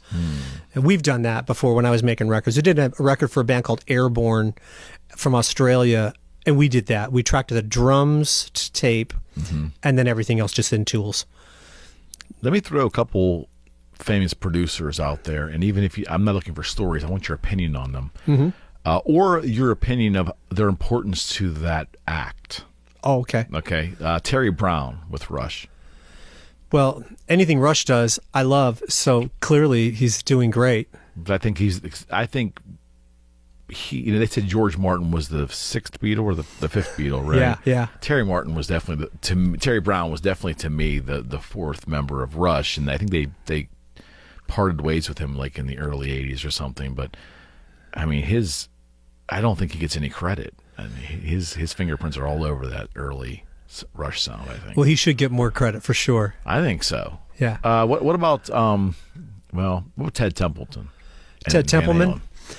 He's fantastic. Yeah. What a legacy that guy's got. And what he does good, he's a great engineer too. So okay. But what he does good is the same thing that I think Rick Rubin does really good. That's my next guy I was going to ask you about. Yeah. Is that he brings the best of the band that is sitting in front of him. Okay. He brings the best of that band out. He doesn't try to make that band be another band. Okay. Like he doesn't go in and say, oh, play it like this and do that thing like that, and, with some other band in mind. He says, oh, he looks at him. The thing you guys do really good is you do this thing there, and you're really good at that, and let's do more of that and less of that thing that's not so good. But he's not trying to craft the band into what they're not. Okay. He's trying to extract the best thing that they already are. And I think that's what Rick Rubin does too. That's why he can work from hip hop to Johnny Cash to Slayer to System of a Down to he's just getting the best to Chili Peppers, whatever his discography is out of this world. Right. He's a strange guy too. I think he's pretty cool and interesting. Yeah, I'm sure he probably is. Yeah. Just what he puts off is just out there. It's out there. He's a guy typically that's mainly just a producer, and he'll hire an engineer. I've worked with some engineers that came from the Rick Rubin camp. Okay. And he's sometimes, depending on the record, sometimes he's just not even really there very much. Right on. And it's not a bad thing. Like when I say that, some people might think, wow, he's getting paid and he's not even there. Mm-hmm. What he's getting paid for is to deliver a Rick Rubin quality record to the label. Got it. That's his job. His job is nothing other than that. And so whatever he needs to do, get in the way, not be in the way, if him being in the room is going to hinder that process, then he's not going to be there. Got it. He'll be really involved in pre-production. His engineer will literally make the record, and he'll be there partially in some cases. Sometimes he's there all the time. Yeah.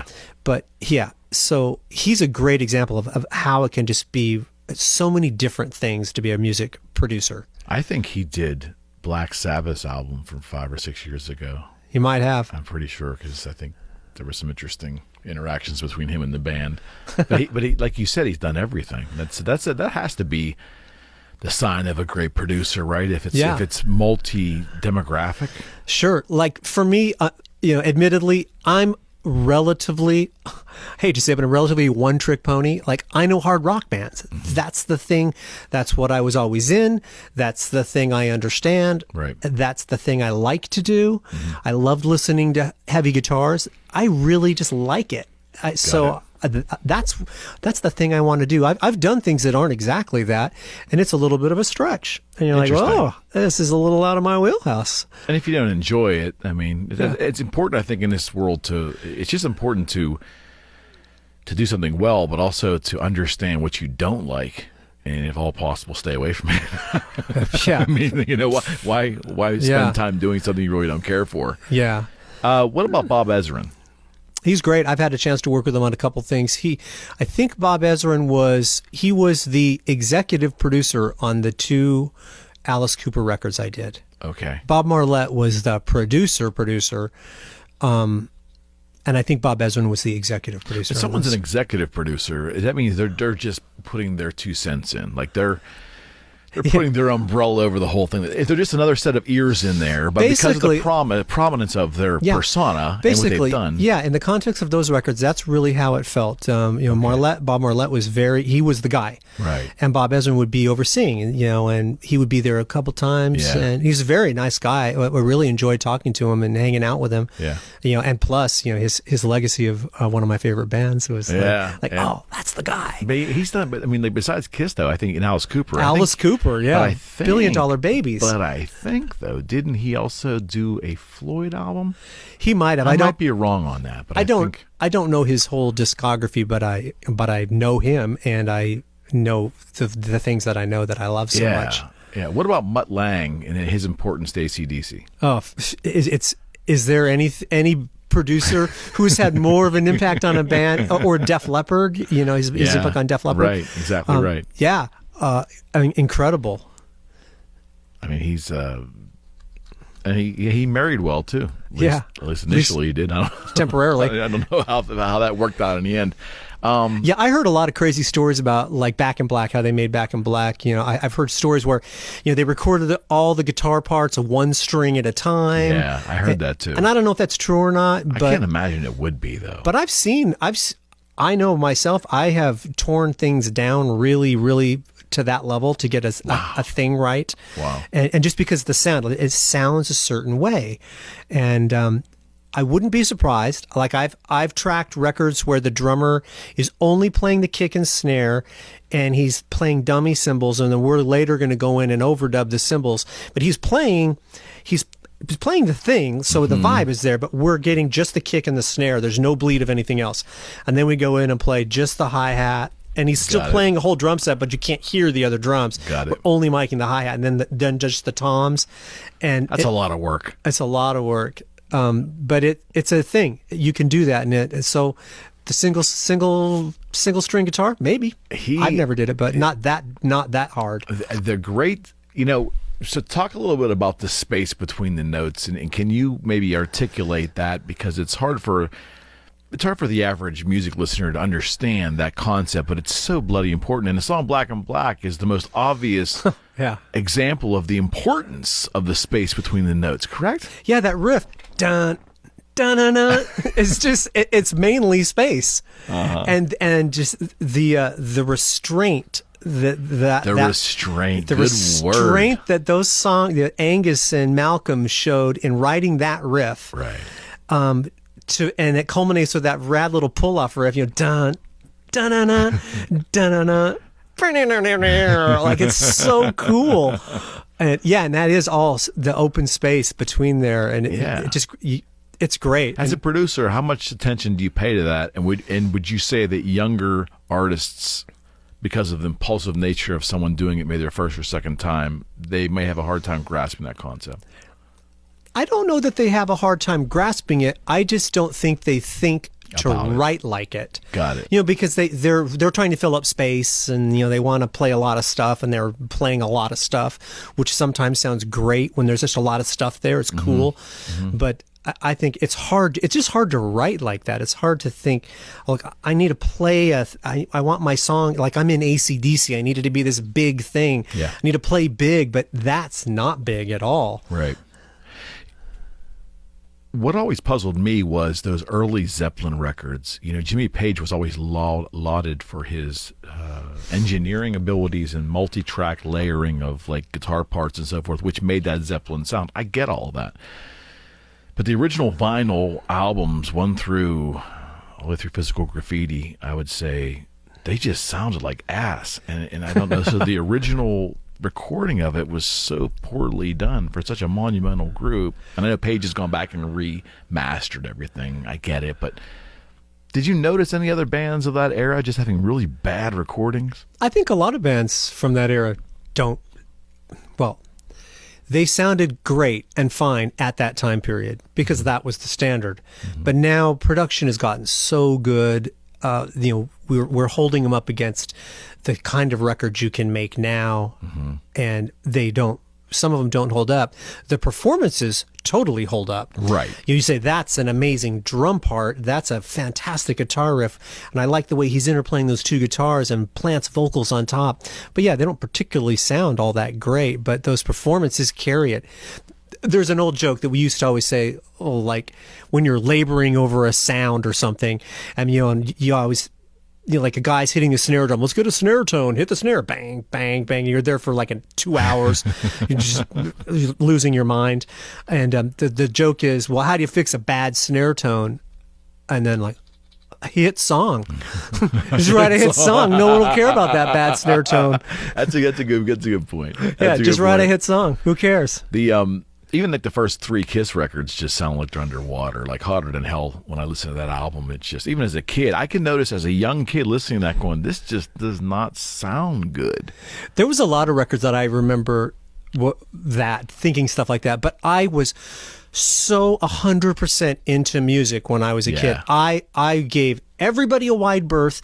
Any band, like I wanted to love all bands. Mm-hmm. And so even like I might notice for a moment, doesn't sound very good, but who cares? It's a rock band. I love it. Yeah. I don't care. That critical. Right. This is my magic time. It's music. Oh. What amazes me though is you take that Pink Floyd Dark Side of the Moon record in '73 and Wish You Were Here. They both sound amazing. The sound quality on vinyl from the original pressing is still un-effing believable. Yeah. Like, so you have that, and then you have, the Stones' Exile on Main Street, which is a phenomenal record in its entirety. Yeah. But the quality of the recording, I don't know. It was hit or miss, I think, regardless of how legendary the acts were and how some of that music, like when you listen to a song by the Stones, like "Gimme Shelter" is like one of the most iconic Stones songs. Ask anybody. Yeah. The original recording of that on vinyl and even the remastered versions, it's horrible. I think even one part clips or something when they come in with the harmonica. It clips and they leave it in. I mean, like it's just so bad. I mean, you almost wish that they'd re-record the damn thing. And you can't, of course, but, it just drives me nuts. Speaking of the Stones, when I was in my production career, we would work a lot of times at a studio called Henson in Hollywood. It was the former A&M Records. Okay. Like We Are the World and all that stuff. Yeah, there was no relation to Jim Henson, was it? Yeah, it's the Henson Puppet Group bought A&M Records. That's what I thought. Yeah. Okay. Yeah, and so we would work there a lot, made a ton of records there. And one time we were mixing a record in the Henson Mix Room, one of the 5 studios that were in this big building. Okay. And the Stones were right across the hall from us. Wow. And so, like I would walk out and like their door was, like 6 feet away from our door. So you could open your door and you could hear the Stones tracking their record. That's crazy. It's like, that's fucking Rolling Stones. and we would bump into Mick Jagger in the hallway. It's amazing. And then there's Ron Wood. Now I'm talking to Ron Wood and I'm talking to Mick Jagger. Right. And the whole time I'm like, man, I want to have a Keith Richards sighting. And I did finally. I didn't talk to him, but he kind of breezed past me. I'm like, oh, it's Keith Richards. Yeah. Oh, that's amazing.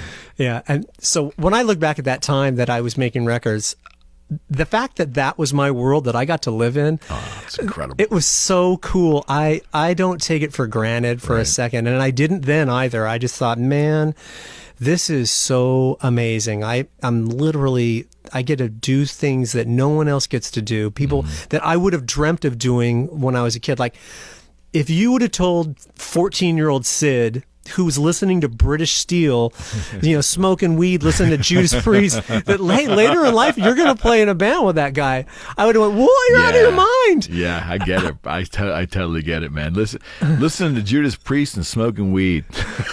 Yeah, that's the name of a book. Yeah, or if like when my band blew up, in my band got dropped because of Nirvana, blowing everything up.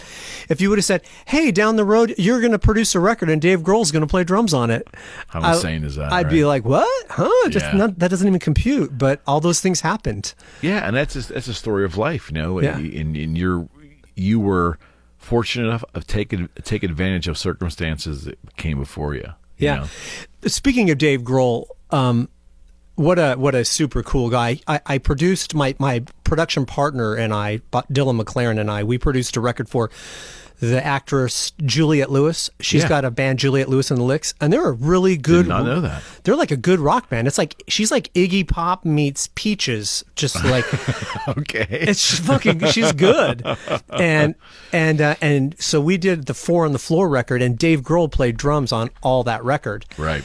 And so I got to watch him, and he blew me away. First off, I always thought he was a good drummer anyway, but he came into the studio and he didn't know the songs. He wasn't supposed to. So he just said, just teach me the songs in the studio. I'll write my drum parts on the fly. And so the band was all set up. He was going to play with the band. They like show him the chords, and he played it once. He remembers it. Like he's not even writing it down. He's like, I believe it. I got it. Okay, let's go through it. And we're tracking everything, so we just have it. And he, right out of the gate, he's never even heard the song before. He's got a rad Dave Grohl drum part. He's just playing right out, and then we play it a second time, and it's a little tighter, and he's refined it a little bit. Yeah. By the third pass, he's got a kick-ass, super hooky, badass Dave Grohl drum part. Got it. In like 3 takes after never hearing a song, and he did an entire record like that. Every song sounded different. Every song had its own Dave Grohl hook. They weren't the same hook from another Dave Grohl song or from a Foo Fighters. He's so creative. Yeah. And I got to watch it, it's another one of those times I'm like, I just witnessed that. That is amazing.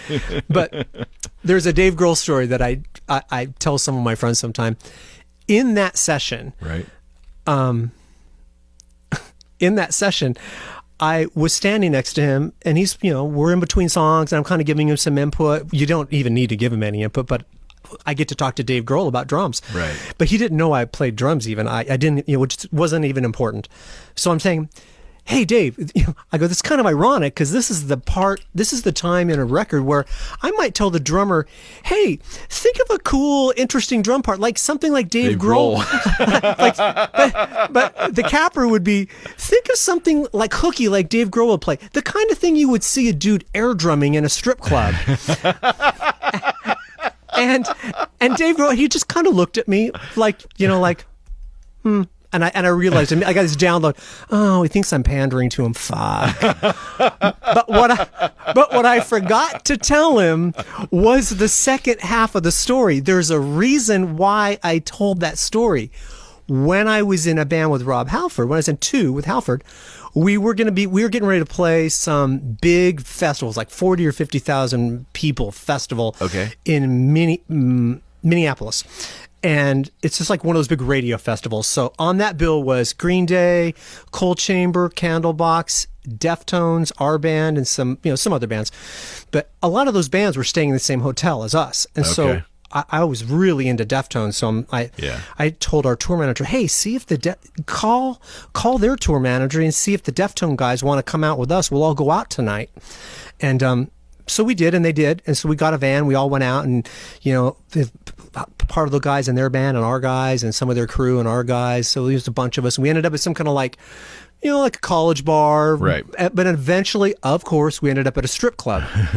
You don't say. Yeah. Rock bands on tour. But it was like one of those really big gentlemen's clubs where there's like 8 stages, and it's really swanky. Okay. And the Foo Fighters song Everlong is on, and in some of the drums in that song are so kick-ass. Right. He manages to just go crazy and turn it into a rad drum hook. He's just going mad. Right. It's so good.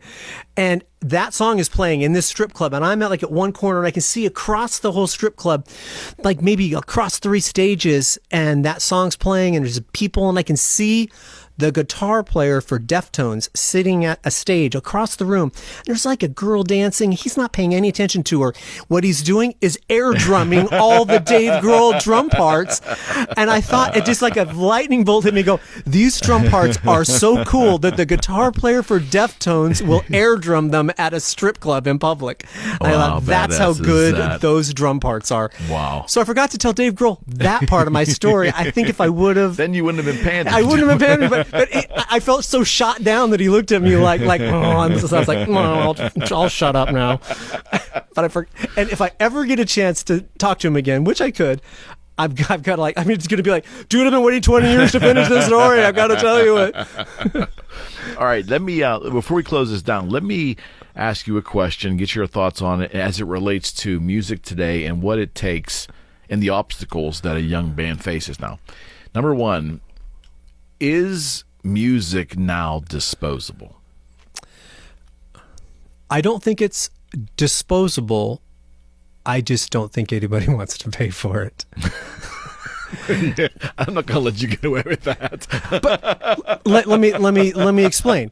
So people really, music means a lot to people. It means as much now as it ever has, but people just won't pay for it. So if it was disposable, it would be a thing where they listen to and go, oh, I never need to hear that again. Like, I can dispose of it. Okay. But we live in a world now where now music is free.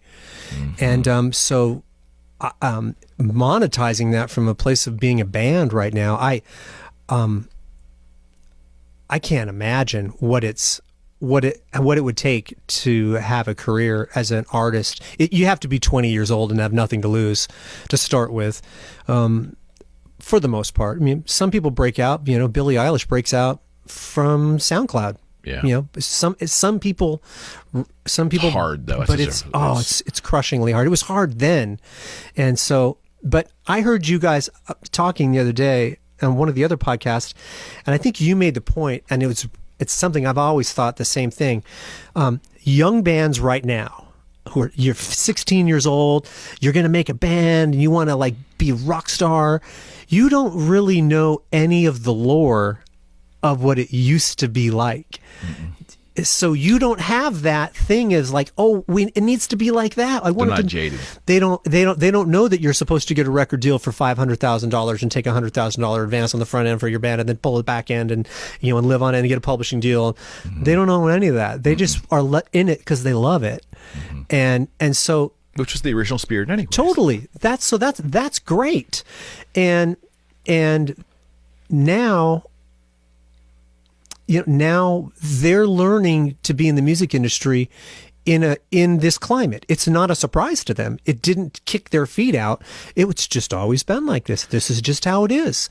And and I heard Brian Sykes talking to somebody on his podcast, and it was the first time I heard somebody put it this way.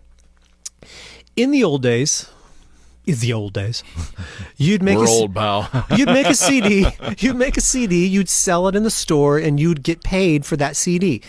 And maybe. Well, you'd get 12 cents on the dollar, 14 cents on the dollar until your recoup bill was paid off, and then you'd start to make 12 cents on the dollar for everything after that. That's another story. But they made a good point. Like, that was the old model. You get paid once for somebody buying your CD, and they would listen to it a million times.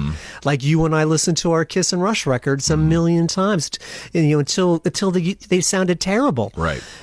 But we only paid for it once. Now with streams, I can listen to something a million times, and that band's going to get a million increments of revenue, and they just had to record it once and put it out there, and so. Don't you think it's such an infinitesimally small amount of money per stream, though?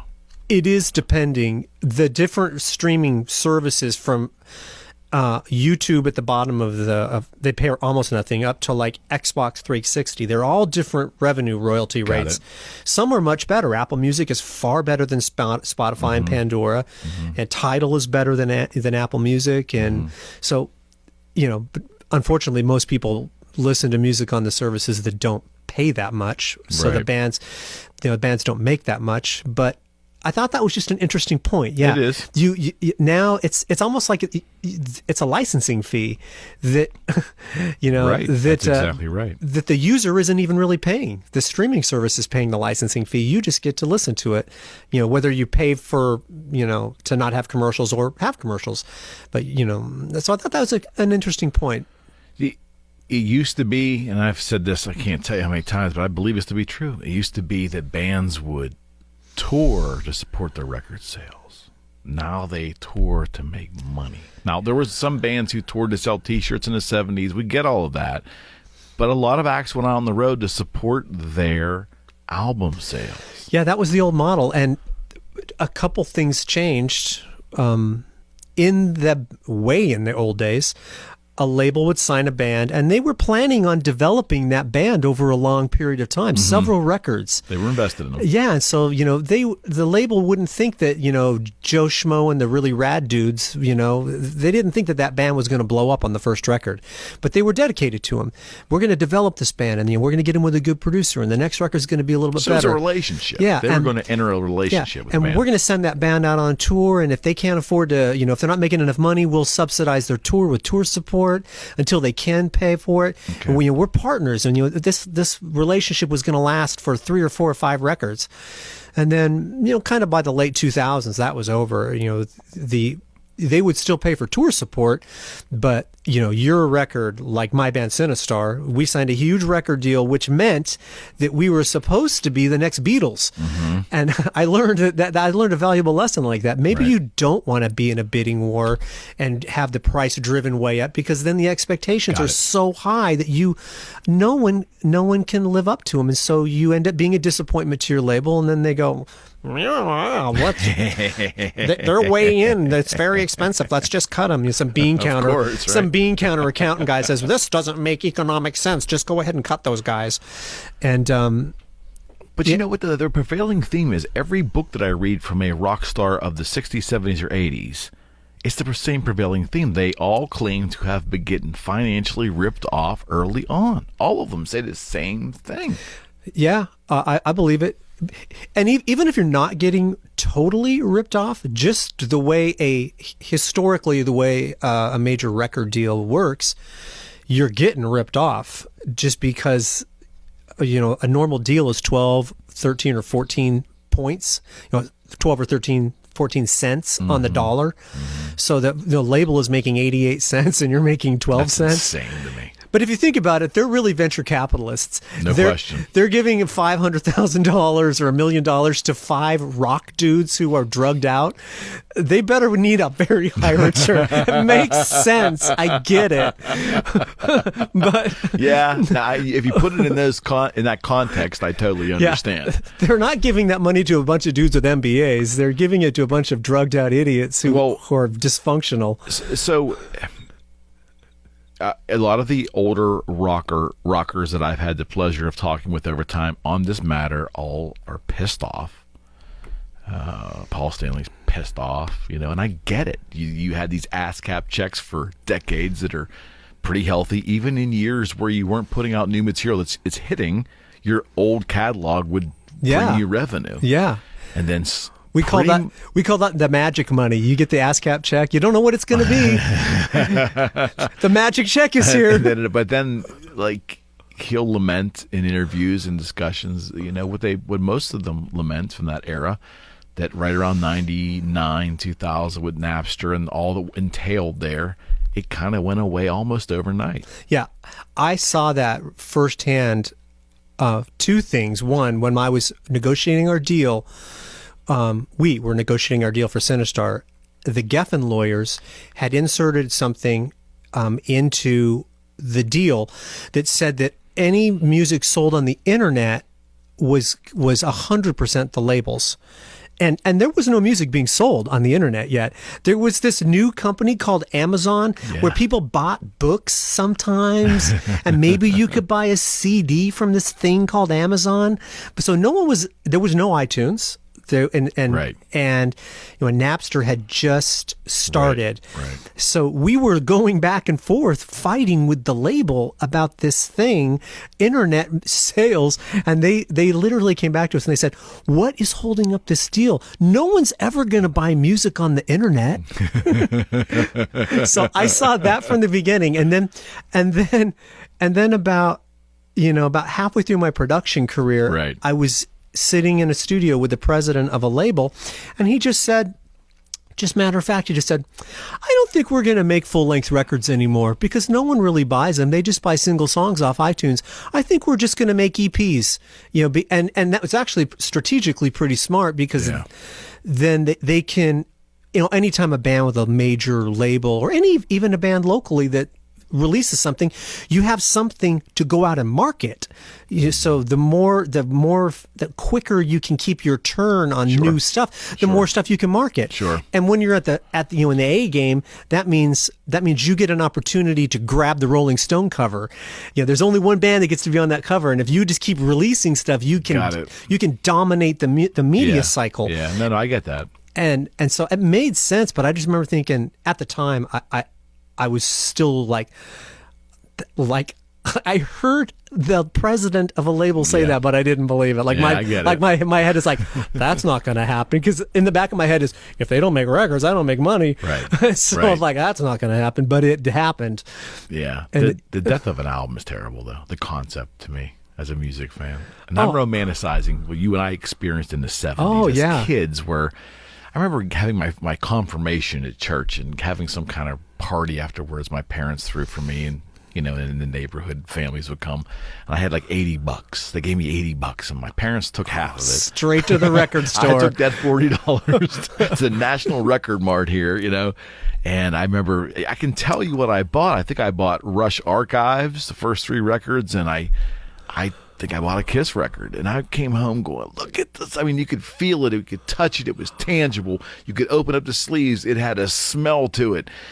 You'd read all the liner notes. I knew who Skip Gildersleeve was of Rush, because his name would appear on every record, and he is now the stage production manager. Why I knew that shit, I don't know why it was relevant, but it was part of the experience of enjoying music as a kid in the 70s. And that is gone. Yeah, 100%. I was that same kid. I would open up that record, and I would pull. And hopefully, if it's a winner, the record folds open. Gatefold. Yeah, and it's one record, but it opens up, and it's like a double pan, and then you pull out the sleeve, and it's got something on that too. And I would absorb every name. I knew every name, everything, and I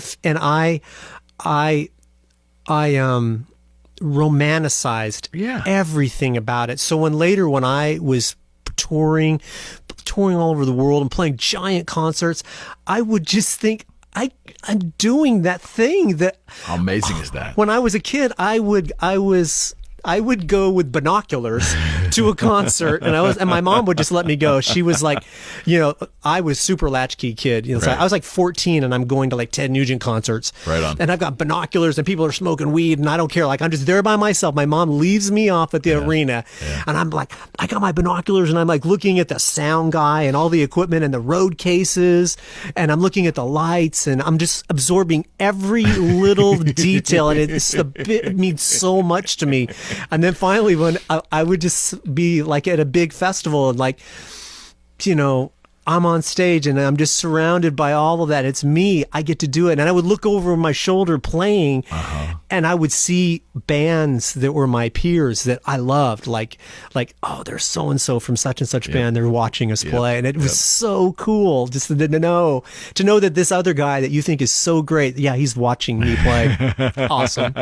What a ride, man. What a trip. And just to get to do that, it was so cool. I bet. My friend, this was great. Yeah. Did you have fun? Yeah, absolutely. Yeah, so I know you're going to be selling this building, and you'll probably be moving to the desert, but I'd love to have you back on. Oh, I would love to come back. I've got a gazillion rock stories. I know you do. I only touched the surface of the G-rated ones today. Well, what I like to do is once we get past this pandemic and we can have you in the studio here, because we're obviously in 2 rooms now, Freddie Coelho, my sidekick, we talked about Fred earlier, the longtime journeyman roadie and guitar tech for these people. I'd love to have him here, because I think he'd have a ton more questions for you, and I think that you both could share some stories together. That sounds fantastic. I had a great time, and I look forward to doing it again, for sure. Well, absolutely. All right, Sid, thank you, my friend. Cool, take care. Friends, we are out.